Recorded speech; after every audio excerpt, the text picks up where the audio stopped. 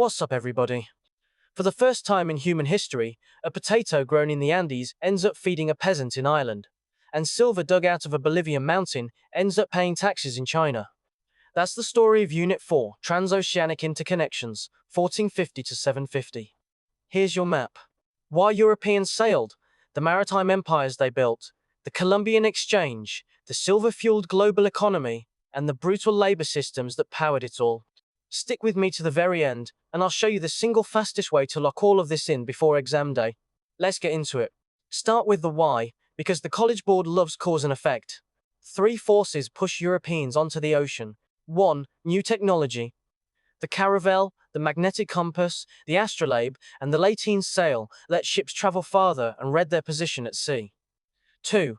Strong states like Portugal and Spain ready to fund risky voyages. 3. Motive. And here's your mnemonic: God, gold, and glory. Spread Christianity, find wealth, and grab new trade routes to Asia. Knowledge plus money plus motive equals an age of exploration. Now the players, and you need to separate them. Portugal builds a trading post empire, seizing coastal forts to tax the Indian Ocean trade, not conquer land. Spain goes a different route, conquering vast territory in the Americas. Then the latecomers use a new weapon, the Joint Stock Company. The Dutch run the VOC, and the British run the East India Company, private corporations with their own armies. And France carves out fur trading colonies in North America. Land empire versus trading post empire, that's the key contrast. This is the single biggest idea in the unit, so lock it in. The Columbian Exchange is the transfer of plants, animals, people, and diseases between the Americas and the rest of the world.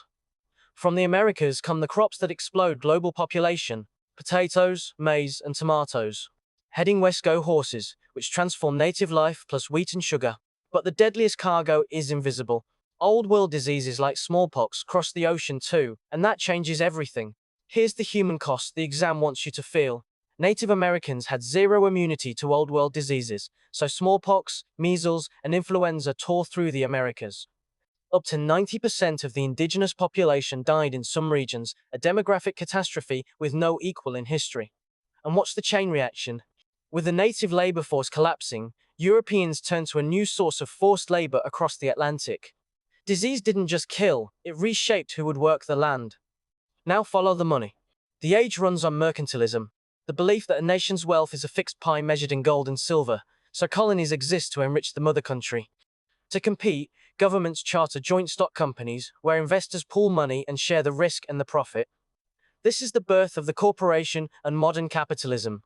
Colonies ship raw materials home and buy back finished goods. Remember this logic, because it explains every empire's behavior. Silver is the thread that finally ties the whole world together. Spain discovers a mountain of it at Potosi in South America and worked it with brutal forced labor. That silver sails two directions: east across the Atlantic to Europe and west across the Pacific on the Manila galleons to China, where the Ming demanded taxes be paid in silver. For the first time, the Americas, Europe, and Asia are linked in one connected economy. This is the first truly global trade network. All that wealth ran on forced labor, and the exam will test the systems by name. In Spanish America, the encomienda gave colonists the right to demand native labor, later evolving into the hacienda, the large estate. Across the Atlantic came chattel slavery, where enslaved Africans were treated as property forever.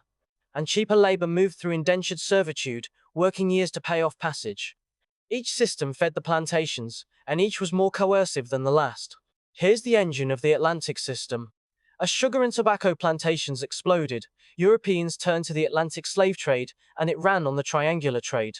Manufactured goods to Africa, enslaved Africans across the Middle Passage to the Americas, and raw materials back to Europe. The Middle Passage was the horrific ocean crossing where enslaved people were packed into ships and millions died. This forced migration created the African diaspora, scattering African peoples across the Americas. Now the social fallout, because connection reshapes society itself. In Spanish America, a rigid racial hierarchy emerged called the casta system, ranking people by ancestry, with European-born peninsulares on top. But cultures didn't just collide, they blended, producing syncretism, like Vodun and Santeria mixing African and Christian faith. And people resisted. Enslaved Africans staged revolts and built maroon communities, while indigenous groups rose up. Domination and resistance both show up on the exam. And that's AP World Unit 4. Why they sailed, the Maritime Empires, the Columbian Exchange, and the smallpox catastrophe, mercantilism and joint stock companies, the silver trade that built the first global economy, coerced labor, and the Atlantic slave trade, and the new hierarchies it created. You just connected the entire world. But here's the truth. Watching is not the same as knowing. Head to AIM 5 and practice Unit 4 for free, with instant feedback on every question. Links below. Now go get that 5, and I'll see you in Unit 5.